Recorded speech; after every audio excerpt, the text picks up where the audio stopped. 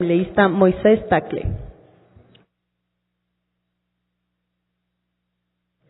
Gracias, presidenta, colegas asambleístas. He escuchado con mucha atención las intervenciones de algunos colegas referentes a algunos de los temas que se están planteando en estas reformas a la ley de la legislatura. Y parecerían ser pertinentes algunas de las propuestas que se hacen. Cualquier cambio, cualquier mejora al ejercicio de una función tan importante como la del legislador, siempre será bienvenida. Pero creo que es necesario recordar que las funciones fundamentales que supuestamente tenemos los legisladores son la de fiscalización y obviamente la de legislar.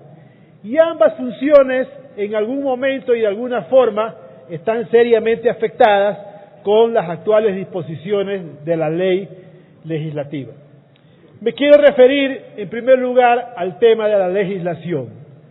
La figura del ponente, tal como se establece en la ley y como se la ha aplicado en el ejercicio del accionar legislativo durante estos años que ha estado vigente la ley y de las que yo he podido vivir experiencias a veces no muy gratas sobre cómo se aplica este ejercicio de las facultades del ponente, me hace reflexionar de que es necesario, que es urgente, que es pertinente el plantear seriamente algunos cambios al ejercicio, repito, de las facultades que tiene el denominado ponente.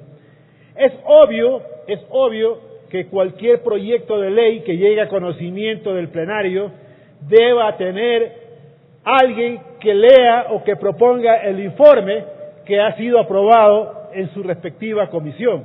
Eso me parece pues que es inevitable y que además es adecuado. Pero lo que no creo que sea conveniente y por el contrario me parece una especie de aberración legislativa, una especie de atentado a la capacidad y la facultad que tenemos los asambleístas de legislar, es que el denominado ponente tenga prácticamente un ejercicio discrecional de qué debe finalmente contener el informe que se somete a la votación de los asambleístas. Me parece que hemos vivido experiencias terribles cuando se han aprobado algunas leyes importantes en estos últimos meses. No se han recogido las observaciones que los asambleístas han hecho en el segundo debate y por el contrario, incluso se ha dado el caso inaudito de que el denominado ponente ha incorporado a último momento disposiciones que nunca estuvieron ni en el informe del primer debate ni en la discusión en el segundo debate. Y esto no es de ninguna manera aceptable. Recuerdo que, por ejemplo, en el tema de las denominadas enmiendas constitucionales, se introdujo a último momento, segundos antes prácticamente de votar esas disposiciones, una disposición transitoria que ahora ha vuelto nuevamente a la palestra de la discusión política, porque de alguna manera parecería ser que hay asambleístas que se arrepintieron de haber votado a favor de esa disposición transitoria.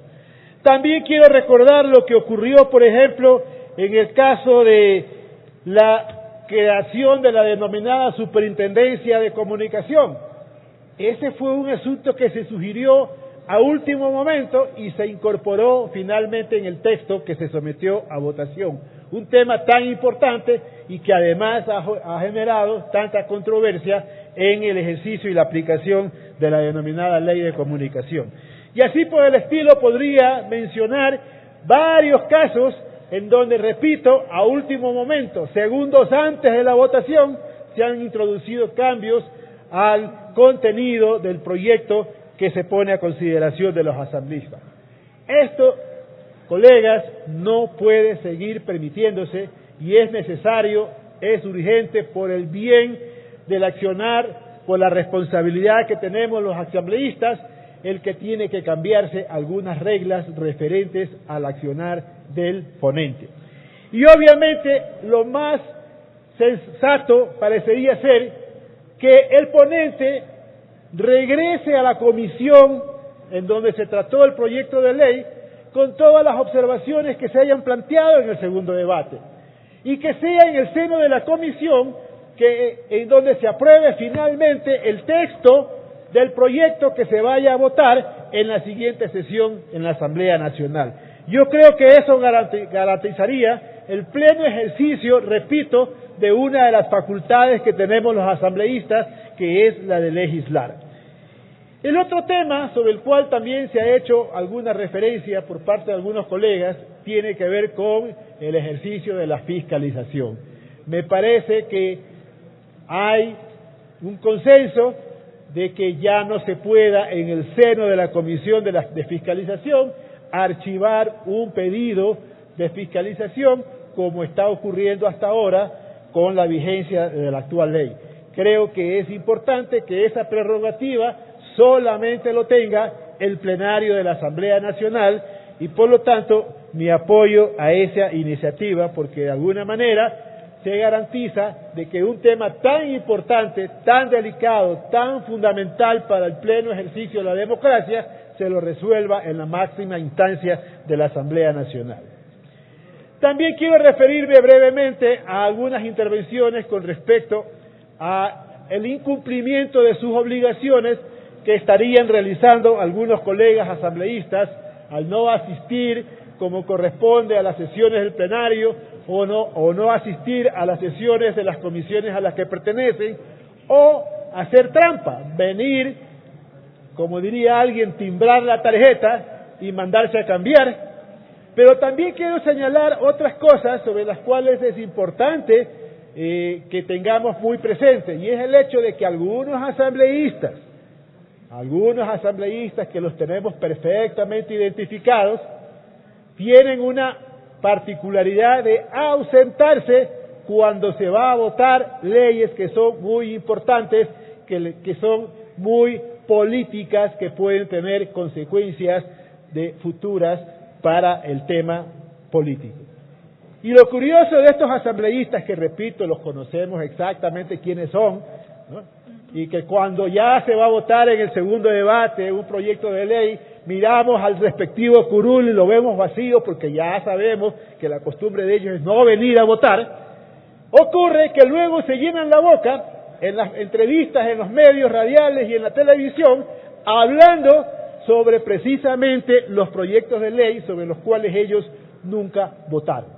Y además tampoco emitieron criterios en el Pleno de la Asamblea Nacional. Ese es un tema que a mi juicio es mucho más grave, amerita mucha más atención de parte de todos nosotros que el estar fijándonos si es que un asambleísta que falta debe o no debe ser sancionado.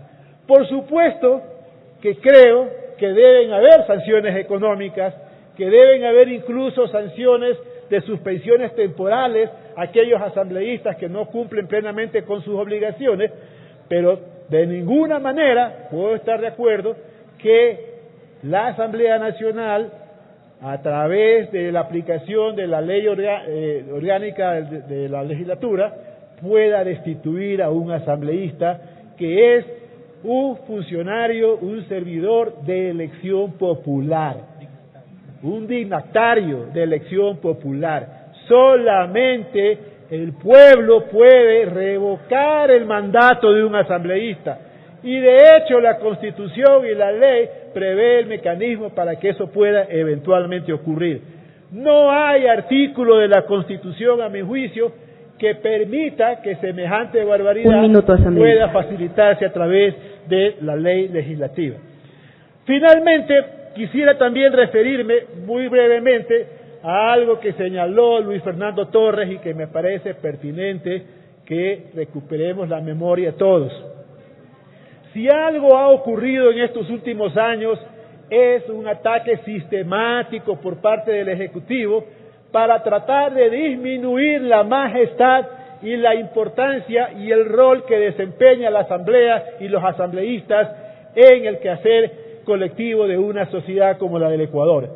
Poco a poco se va arrinconando a esta Asamblea, al punto tal que hoy día los asambleístas, que siempre tuvimos rango de ministro de Estado, ese es el tratamiento que siempre tuvimos, ahora somos menos que un funcionario de tercer nivel.